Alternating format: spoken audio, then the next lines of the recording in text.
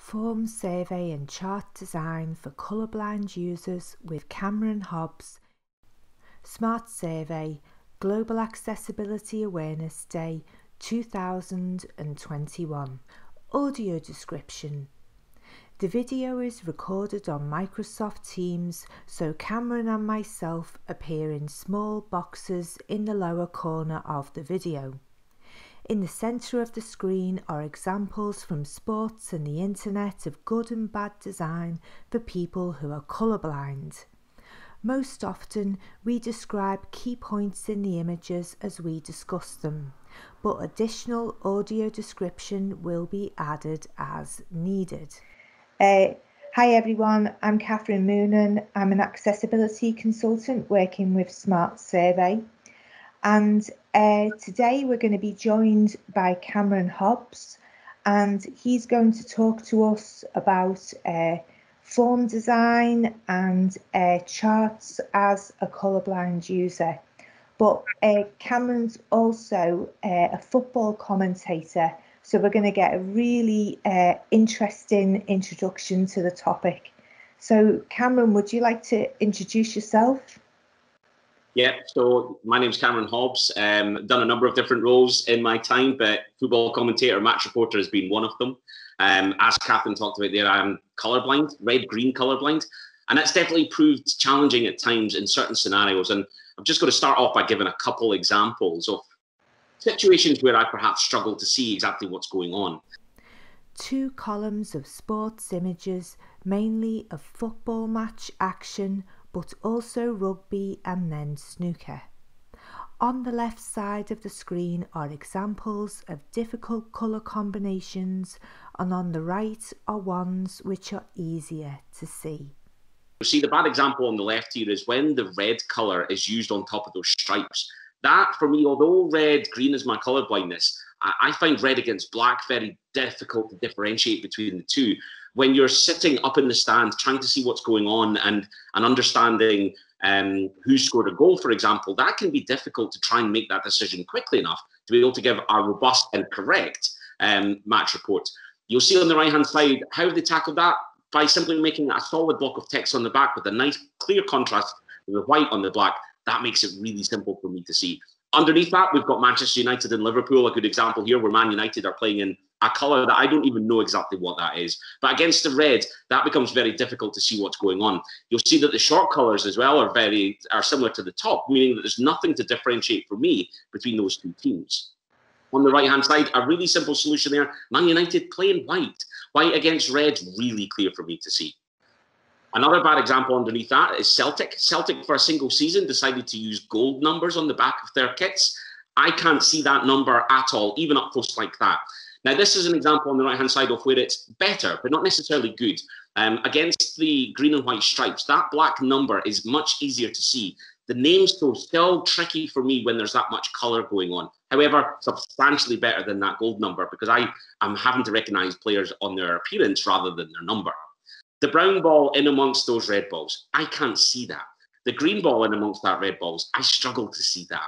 Now, pool's a different game, but we've got visual identifiers. We've got stripes versus spots, and we've got numbers. There's definitely no confusing the balls on the right-hand side. Much, much better. Fan engagement. Yeah, so I work for a football team in Edinburgh, and one of the things that's very important to us is reaching out to fans and getting their input on how we can do things better. The best way to to go and garner mass opinion like that is using online surveys. Cameron, can you tell me a bit about what it's like filling out surveys and forms as a colourblind user? So this is obviously something that is very close to my heart. When I'm creating surveys, it's something that's very important to me. I definitely have struggled at times using surveys.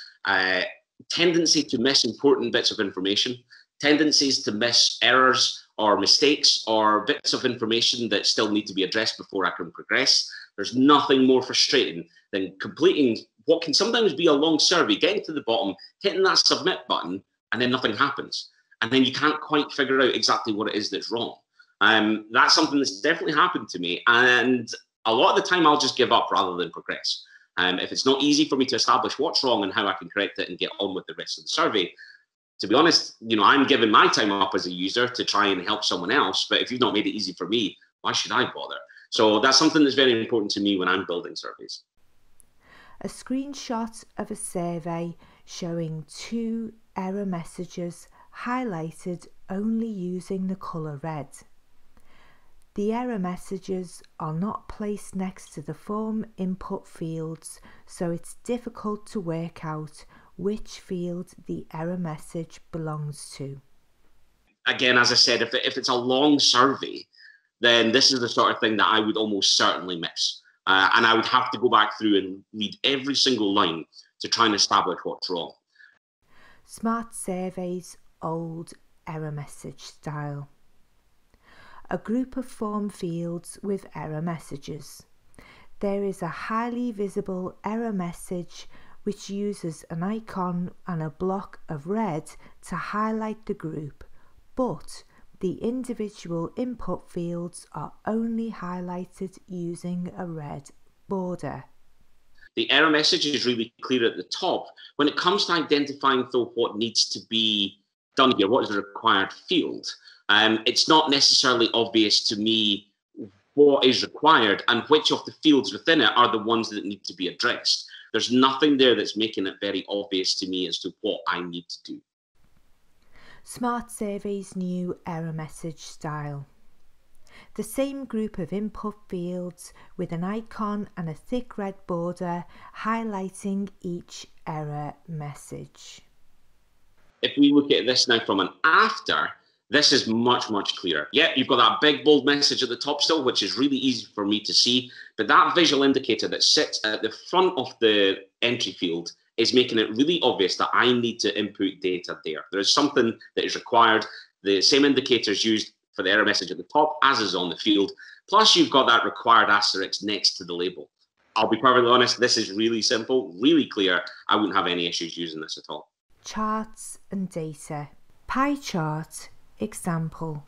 A pie chart with multicoloured segments in bright colours such as blue, green and yellow.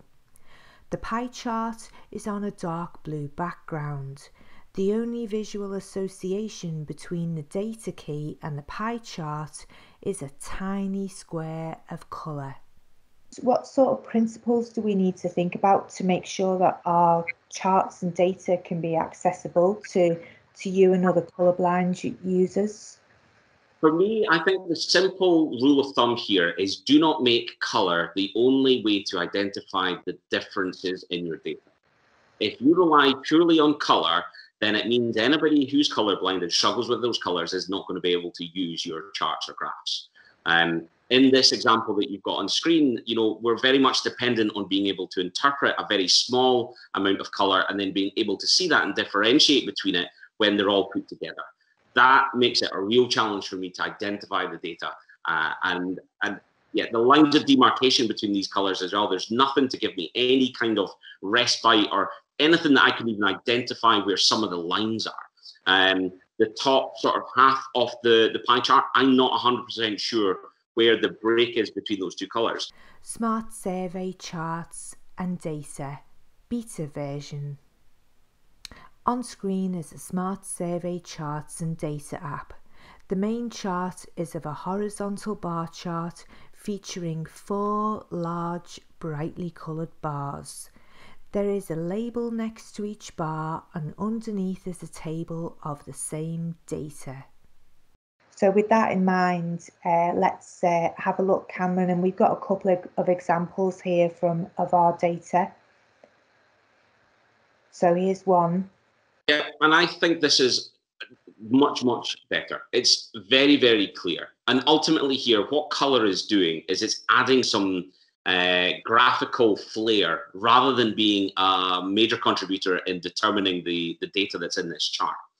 Simply put, if all of these bars were black, would I still be able to tell what the results were? And the answer to that is yes, I absolutely would. A series of smaller bar charts is now on display. Each chart features one label for the group and then a percentage next to each bar. At the bottom of the screen is a key of labels with small squares of colour. So this is like a ratings question. What's going on here? Being honest, we're perhaps too far away from the label at the bottom for me to determine what they actually are. What I'm not seeing here clearly is the percent, whether it's strongly approve, disapprove, approve, strongly disapprove, or neither approve or disapprove. That's not easy for me to identify. As the mouse is moved over the bar, additional data appears as a tooltip. The way that you then highlighted over this, meaning that I can pull those out, makes that pop out on this screen. I think that's great and is a big step forward. That's giving me something extra that I can do to visually identify these. Line chart example. A complex line chart featuring several thick lines of different bright colours such as blue, yellow and red. How's that? Yeah, that's a perfect example of a terrible line chart. Yeah. So, Cameron, you were telling me that line charts can be particularly difficult. So we've got an example here. Can you sort of talk us through this? It's not easy for me to follow these, and especially at points where the colours meet and there's similarly shared points. You know, there's a couple of them there towards the end where I can see that the yellow and the green start merging together. I'm going to say what's blue and purple. It might not be. Those two colours are very, very similar to me, and I struggle to differentiate those. Form and chart accessibility for colourblind users. On Global Accessibility Awareness Day, what message would you like to give to product designers when they're creating forms, surveys and charts so we can ensure that they are more inclusive to colourblind users?